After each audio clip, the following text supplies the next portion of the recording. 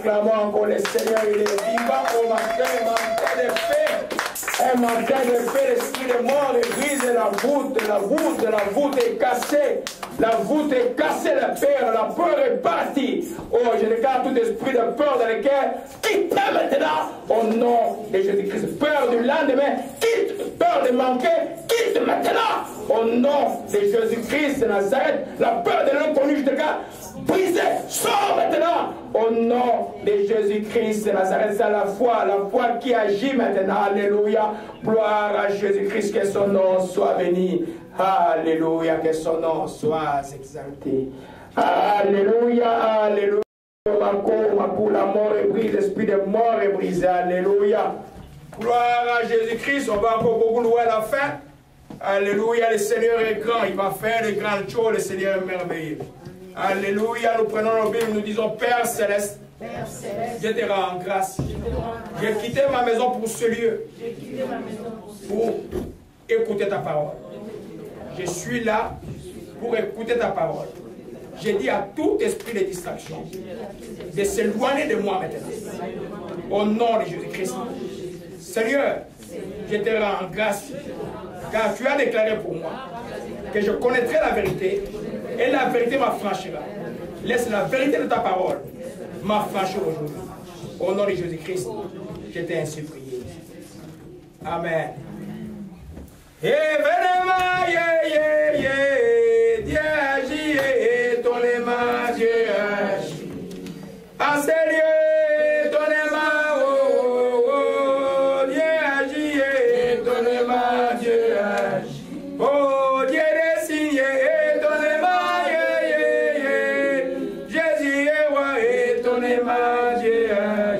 il est dans sa parole, étonnellement, Dieu agit, étonnellement, Dieu agit.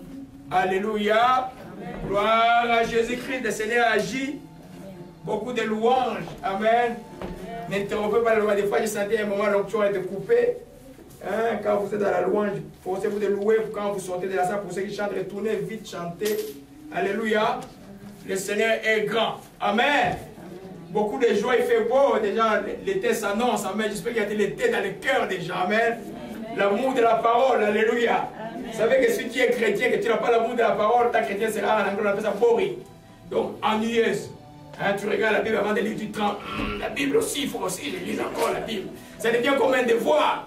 Quand tu te tues à ce point-là, sache qu'il y a un problème. Il y a une voûte comme l'esprit, une voûte qui a été cassée, autant placée dans une voûte. Amen. Parce que la joie de l'enfant de Dieu, c'est d'écouter la parole, de méditer la parole. Tout notre joie. Hier, j'étais en train de faire, et ma sœur Marc m'a demandé si je pouvais mettre un enseignement sur les Saint-Esprit sur le site. J'ai enseigné en 2004 toute l'année sur les Saint-Esprit. Alors j'ai trouvé des cassettes, j'essayais de transformer un peu trois. Mais les gens qui étaient en 2004 devaient te mettre en parole aujourd'hui là. Mais je vois beaucoup sont toujours les mêmes jusqu'à aujourd'hui. Parce qu'ils n'ont pas trouvé le désir de la parole de Dieu. Amen. Quand il sent dans ton cœur qu'il n'y a pas le désir de s'approcher de Dieu. Amen. Il faut le demander par la prière. Amen. C'est une romance, notre relation avec le Seigneur, vous savez. Amen. Il faut aimer la parole. Si tu sens que dans ton cœur, c'est lourd de lire la parole, demande à Dieu, Seigneur, donne-moi le désir de lire la parole. Quand vous étiez dans le monde, il y en a qui lisaient les bandes dessinées de Tintin, il y en a qui lisaient les romans de Super 7, il y en a qui lisaient, il y a un roman qui prend un roman à 19h à minuit, il a fini. Mais la parole de Dieu, il faut que c'est lourd. Alléluia. Il faut demander le désir de la parole de Dieu. Amen. Le Seigneur est bon pour cet enseignement. J'ai suivi cet enseignement en 2004, je vais le mettre sur vidéo, c'était puissant. J'ai dit, mais mon Dieu. Je me suis dit, on a posé beaucoup de questions. Mais vous avez tout ce que vous avez pour gagner la parole de Dieu. Alléluia. C'est que vous savez que C'est comme un train qui passe, qui s'arrête à chaque arrêt. C'est lui qui a la volonté de sauter, il saute dedans. Amen. Les chrétiens veulent le miracle, veulent la puissance, mais ils oublient que tout vient d'abord par la parole de Dieu. Alléluia. Ma foi grandira par la parole de Dieu. Ma connaissance en Dieu viendra par la parole de Dieu. Les stratégies, même dans les combats spirituels, quand aujourd'hui, dans tout le monde spirituel, tu peux voir des visions, même des visions trompeuses de l'ennemi. Comment tu sauras que cette vision, c'est l'ennemi qui t'a trompé si tu ne connais pas la parole de Dieu? Alléluia. Parce que tout ce qui est spirituel que nous faisons comme expérience doit avoir un soubassement de vérification qui est la parole de Dieu. On doit en parler soit clairement, soit d'une manière imagée dans la parole de Dieu. Alléluia. Amen. Une autre stratégie pour les gars de vous voler la parole de Dieu, c'est le téléphone avant d'arriver ici. Amen. Tu as eu un appel avant d'arriver et puis ne prends pas les appels dimanche matin. Hein? J'ai vu quelqu'un là. Oui, Dieu voit tout. Alléluia. Ne prends pas des appels avant le matin. Parce que ça va te distraire.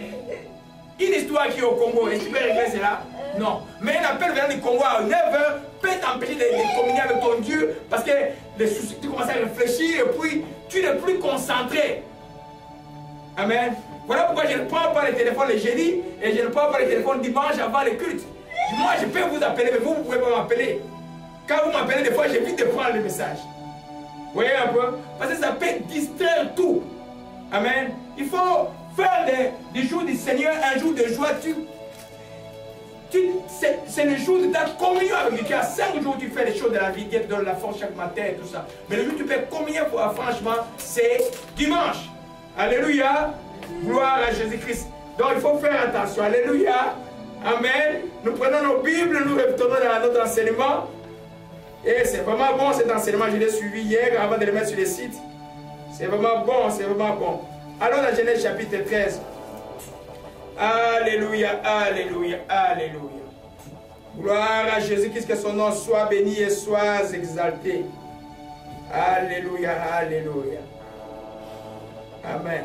Vous voyez, quand vous commencez un nouveau boulot, si on vous appelle avec empressement, après les tests, vous avez tout dit, vous allez commencer demain. Vous voyez la joie avec laquelle vous avez quand vous allez commencer un nouveau boulot. Il faut voir 10 fois plus cette joie que de venir à la maison de Dieu. Amen. Amen.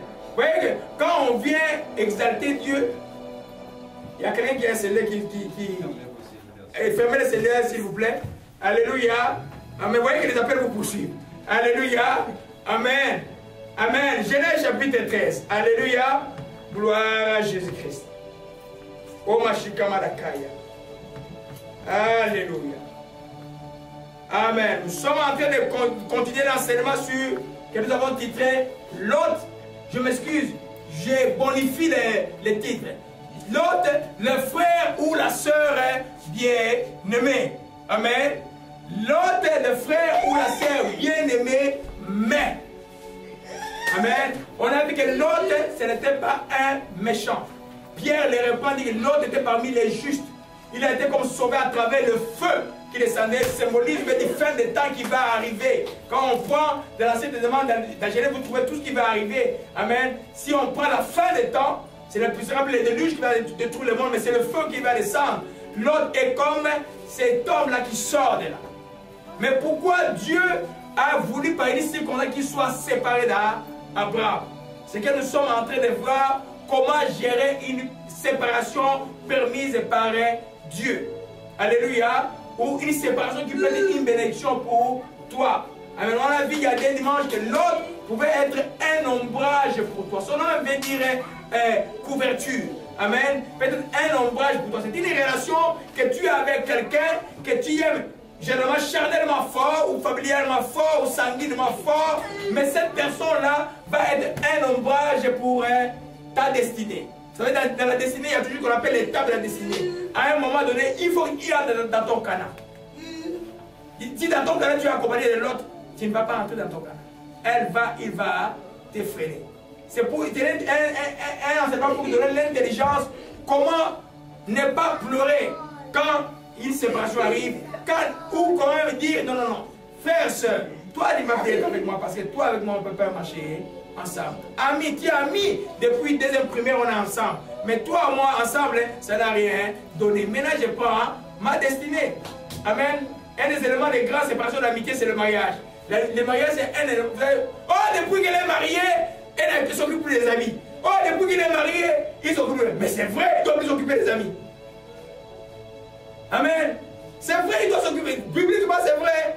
Alléluia. Parce que quand tu es marié, ton attention tourne maintenant vers ton foyer, vers ta femme ou ton épouse. Ce n'est plus comme avant avec les amis. Les amis deviennent des relations sporadiques. Et si qu'on a dit, vous pouvez vous voir, mais il y a une relation que tu dois bâtir qui est bien, qui est là pour toute la vie. Alléluia. Donc, on a vu l'image passée avant que nous venions sur le texte. On a vu, je récapitule rapidement, qu'un incident malheureux peut être une occasion que Dieu te donne. Alors prends courage. Amen. Ne t'agrippe pas. Jésus a dit quand on vous demande faire 1000, fais-en 2000. Abraham est arrivé, l'autre, les serviteurs se sont querellés, l'autre n'a rien dit. Quand les serviteurs te querellent avec les serviteurs de ton oncle, toi tu ne dis rien. Il y a un proverbe qui dit qui dit mort, on sent.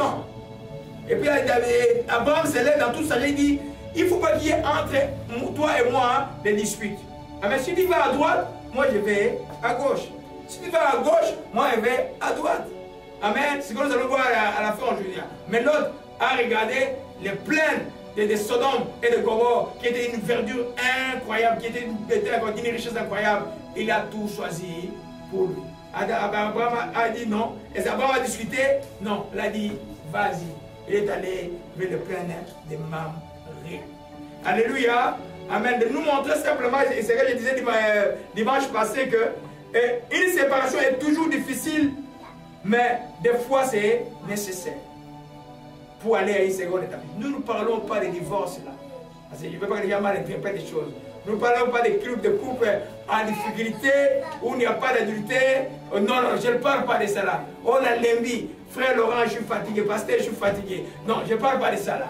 Je parle d'une relation entre amis. Amen. J'ai quelqu'un ici qui a expérimenté ça, que chaque ami avec qui elle s'est séparée, c'est des amis qui étaient destinés pour détruire son destinée. Elle a même eu des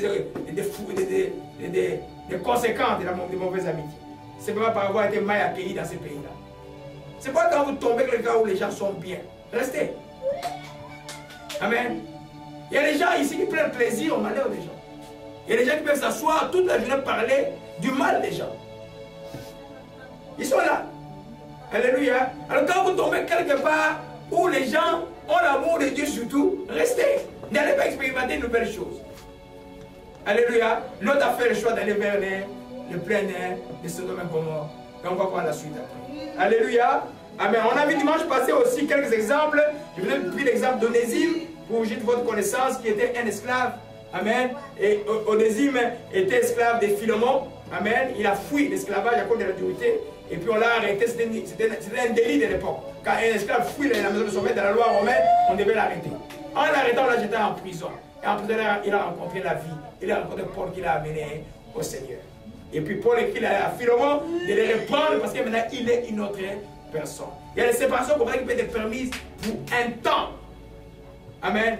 Et vous allez vous retrouver, mais dans de meilleures conditions. Alléluia. Dans de meilleures conditions. C'est pourquoi la ligne, c'est un processus d'un couple qui ne marche pas bien. Des fois, on leur dit, soyez séparés, soyez en prière.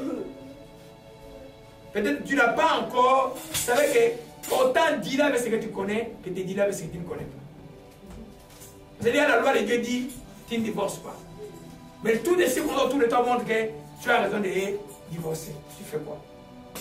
Amen. Tu choisis Dieu. Tu endures par la prière. Et tu verras à un moment donné, Dieu c'est un Dieu de miracles. Il peut faire les morts, restauration, veut dire résurrection. Dieu fait ressusciter même les choses qui semblent être trop tard dans la vie. Alléluia. On a vu l'exemple de Jean-Marc qui était l'épousé de Barnabas. Amen. On a vu dans Actes chapitre 13 et chapitre 15 comment est-ce que Jean-Marc a refusé d'accompagner Paul dans le voyage. Et au deuxième voyage, Paul a dit non, toi tu ne viens plus avec nous. Il y a eu une discussion terrible entre Barnabas avec Paul. Ils se sont séparés.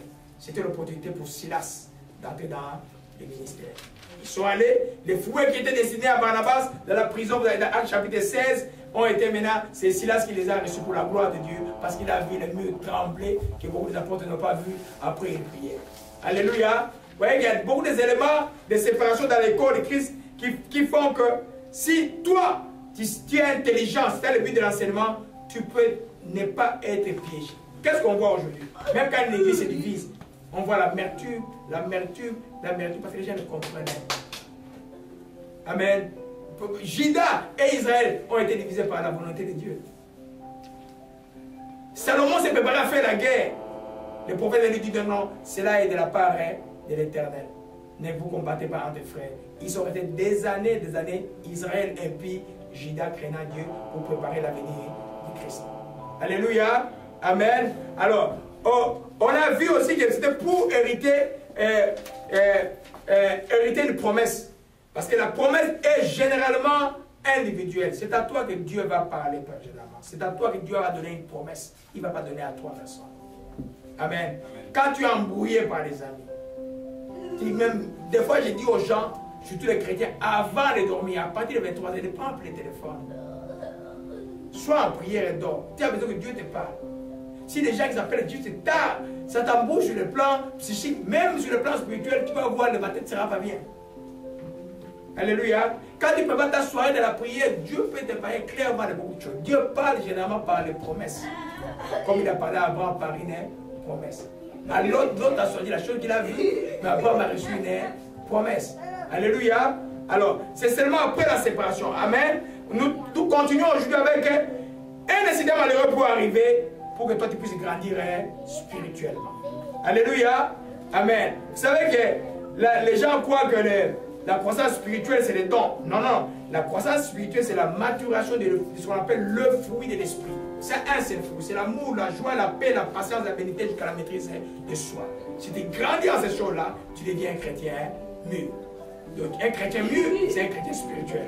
Un chrétien non mûr ou un chrétien, un petit enfant, je dis c'est un chrétien charnel. C'est la différence que nous allons voir aujourd'hui des grands entre Lot et Abraham. Alléluia. Amen. Alors dans 2, je suis en train de résumer pour gagner du temps. Dans 2 Timothée 4, verset 11. 2 Timothée 4, verset 11.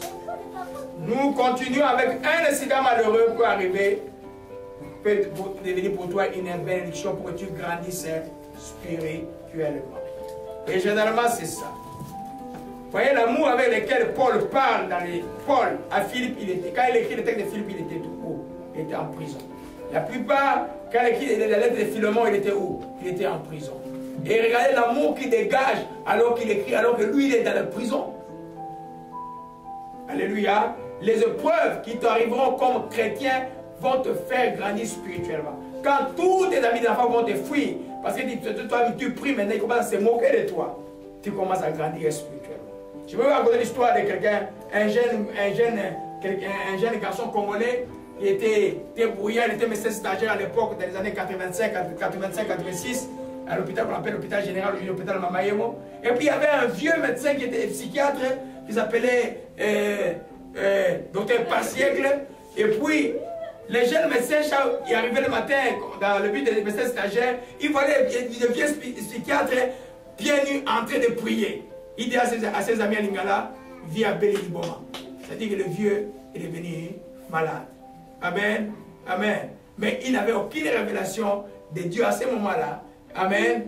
Mais le vieux qui semblait être malade, qui semblait être fou. Amen. Parce que tout le monde s'est moqué de lui à l'hôpital. Même les autres médecins les répudiaient. Mais il avait la vie avec lui. Et bien il s'est fait que ces jeunes médecins-là, en 89, a donné sa vie à Jésus-Christ. Et la personne qui a opéré sa délivrance, c'est le vieux fou qui s'est moqué de lui à l'hôpital. Et ces jeunes médecins, c'est moi. Vous voyez un peu? Alors vous comprenez un peu dans les choses de Dieu, on peut se moquer de vous. Lui, quand le docteur Papa Passé, on se moquait de lui, bon, non, on n'avait aucune connaissance. C'est moi qui disais à mes amis, il est devenu fou. Mais lui, il avait la vérité, moi qui j'étais dans le chemin de la mort. Pour preuve que cette année-là, j'ai fait un accident mortel avec l'auto a fait 4 tonneaux à Kinshasa, juste à 3 semaines de la session. Alléluia. Mais par la grâce de Dieu, j'étais debout et j'étais pas mort. Et 3 ans après, j'ai donné ma vie à Jésus-Christ. Vous voyez un peu? Donc les épreuves dans la vie chrétienne, les épreuves même de séparation, quand tu deviens chrétien, la première chose que Jésus a dit, l'homme aura pour ennemi déjà sa maison. Donc tout devient un vrai chrétien né de nouveau. Il va y avoir des divisions.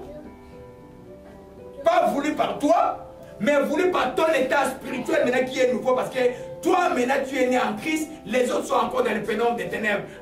C'est tout à fait normal que vous vous sentiez comme séparés. Mais beaucoup, le but de l'enseignement pour aider les enfants, comment gérer ce temps. Beaucoup vont rentrer dans l'excès, comme les gens de certains groupes qui s'appellent Combat Spirituel au Congo, disent ah, tout le monde dans la famille sont mauvais. D'autres, ceux qui sont matures, vont comprendre que non, je vais me séparer d'eux temporairement pour prier pour eux. Un jour, eux aussi connaîtront la vérité. Quand ils ont besoin de moi, parce que moi je connais la vérité, je serai toujours là pour les aider, mais je ne vais pas participer à leur histoire. Alléluia.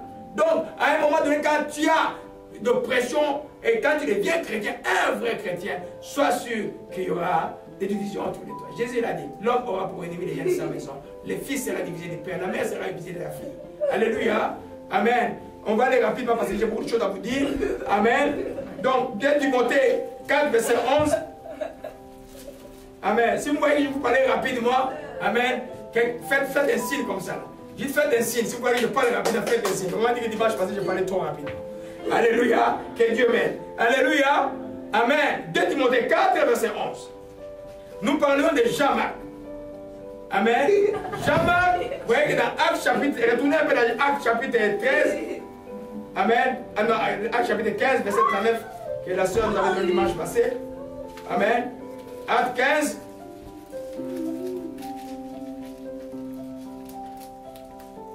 Alléluia.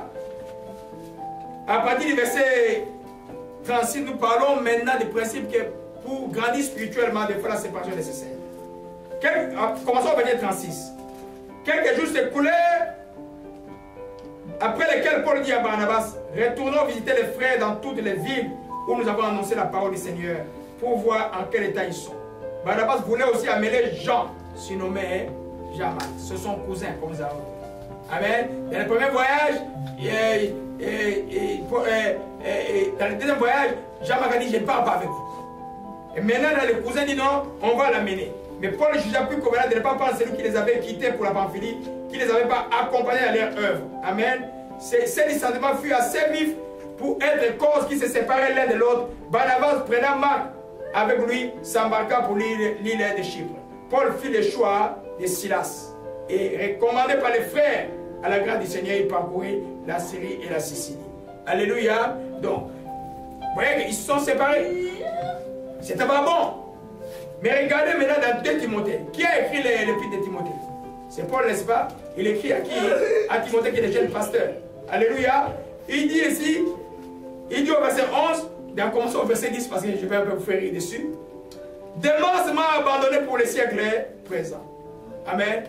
Et il est parti pour Thessalonique. Crescens est allé à Galatie, Tite en Dalmatie. Luc seul, c'est lui qui a écrit l'évangile de Luc, le médecin, est avec moi. Prends Marc, amène-le avec toi, car il m'est utile dans les ministères. Car il m'est. Le même Marc qu'il avait refusé qu'il l'accompagne. Ça signifie que la séparation qu'ils ont eue est comparable à la séparation que Abraham a eue avec l'autre. On dit que c'est une séparation utile sans amertume. La même chose qu'Abraham a prouvé son amour. Il a intercédé pour que Dieu ne détruise pas l'autre à Sodome. Et il est allé même faire la guerre au chapitre 14 de la texte de Genèse pour récupérer son neveu. La même chose, nous pouvons croire maintenant que Jean-Marc, quand il est parti, amen, il était devenu comme les petits, comment on dit, les secrétaires de Pierre. C'est lui qui a écrit l'évangile de Marc, on peut appeler l'évangile de Pierre. C'est Pierre en fait qui a dicté tout ce que Jean-Marc a écrit. Vous voyez un peu? Alors, il a grandi et Paul étant devenu vieux, les grands apôtres avec beaucoup de... Il a dit, tout le monde des masses, c'est des gens qui sont faits comme chrétiens là, avec le feu au départ et puis à un moment donné, ils l'ont abandonné. Il a dit, envoyez-moi Jean-Marc parce que j'en ai besoin. Amen. On peut dire que cette séparation n'était pas une séparation accompagnée d'amertume. C'est une séparation d'amour, de nécessité. Comme je vous dis, il y a un de mes bien-aimés qui est à Toronto. D'ailleurs, il m'a lancé l'invitation, je vais te demander si on doit aller.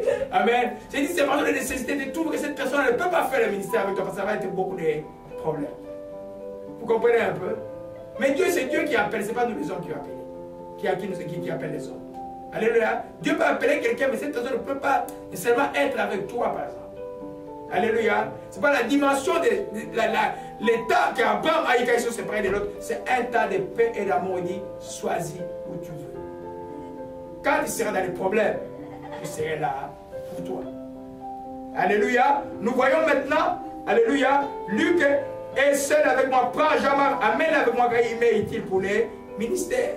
Amen. Malgré les sentiments qu'ils avaient vus, les accords qu'ils avaient vus, on a vu par après que les petits qui avaient peur d'avancer au départ là, c'est difficile. Hein?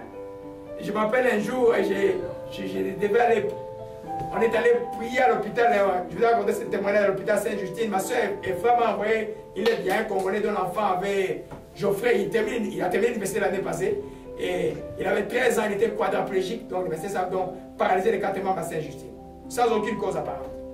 On a pensé à Guilain Barret, toutes les autres choses, mais on ne trouvait pas la cause. Mais finalement, ma soeur m'a dit, va prier pour l'enfant. On est allé, j'ai prié, j'ai gêné, je crois un jeudi, je suis allé le soir, j'ai prié, rien ne s'est passé. Et puis on est retourné, les frères, je suis sûr que Joël vous le verra encore là. Ah, mais quand il aura gagné le monde et l'argent qu'il aura gagné, tout va que ça ne sert à rien, il va retourner. Alléluia, amen. Alors, Joël a eu une vision, il dit, mais docteur, j'ai vu, et Joël, c'est un jeune monsieur aussi, qui disait, ah, j'ai vu que tu priais toute la nuit en langue pour les jeunes, il s'est mis debout. J'ai dit, ok, on va prendre ça à la lettre, toi là, ne mange plus, gêne avec moi. Ok? Il a gêné avec moi. On est reparti à l'hôpital. Et j'ai obéi strictement à la vision. J'ai prié en langue pendant 30 ou 40 minutes de prière. Je suis sorti. Quand je suis sorti là, le petit s'est mis debout. Alors, c'était à l'hôpital, c'était le tournement. L'infirmière qui était haïtienne chrétienne a dit, ah, je dois chercher cet homme. Elle m'a invité chez eux. Mais ce jour-là, j'ai dit aux gens qui devaient aller m'accompagner, venez, on doit aller, ils doivent aller prier pour moi. Tout le monde avait une justification. Ah non, je ne peux pas aller. Ah, je ne peux pas aller. Ah, j'ai mal à la tête. J'ai dit, mais mal à la tête, ça veut dire quoi? Ça veut rien dire. Tu vas prier? Bon, tout le monde a dit, je suis allé seul. Je suis allé dans cette maison-là, prier seul pour l'infirmière et sa famille. Quand je vais partir à faire les questionnements que je donne souvent, j'ai ramassé de cette année, je ne fais plus. Tout le monde faisait des photos, tout le monde était sorti dans la maison. Alors je me suis retrouvé seul là-bas. Alors j'ai prié pour toute la famille. Mais je suis revenu la semaine qui a suivi, j'étais fortement attaqué. Fortement attaqué. En plein magasin, quoi. Femme a pris, j'ai comme une flèche ici, là. Et je commençais à crier gloire à Jésus-Christ du matin jusqu'au soir. Pourquoi je disais gloire à Jésus-Christ? Parce que j'étais dans ton travail, je ne peux pas mourir parce que j'étais dans ton travail. Amen.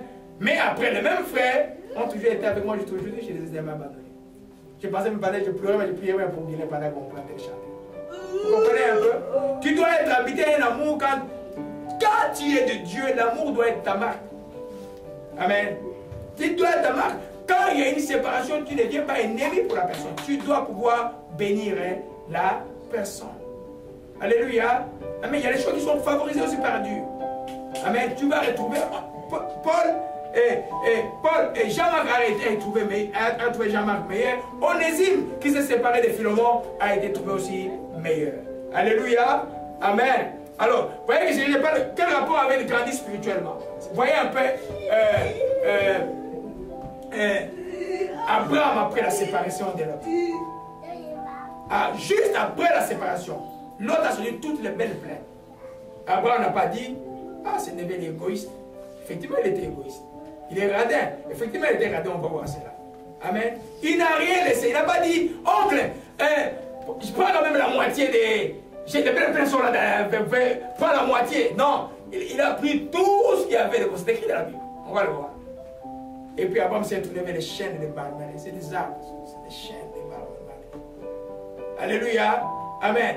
Mais les chapitres qui suivent, quand c'est que l'autre ignorait que Sodome, c'était comme un protectorat des autres rois. C'était tout assujetti à d'autres royaumes. Et puis à ce moment, ils se sont révoltés. Les rois sont venus, ils ont tout ravi, ils ont pris, ils n'ont pas pris les gens de Sodome, ils ont pris l'autre et les autres, ils ont amené comme un prisonnier. Abraham a organisé une armée pour les récupérer son ennemi. Pas pour qu'il retourne avec leur manière, pour qu'il reste là. Il restait séparé. Amen.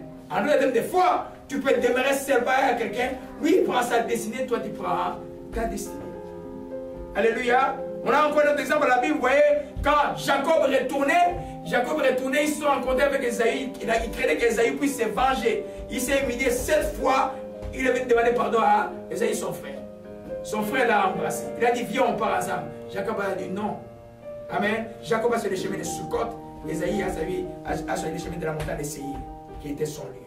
Ils sont demeurés séparés. Chacun était béni dans son coin. Amen. Vous savez qu'Esaïe a une bénédiction.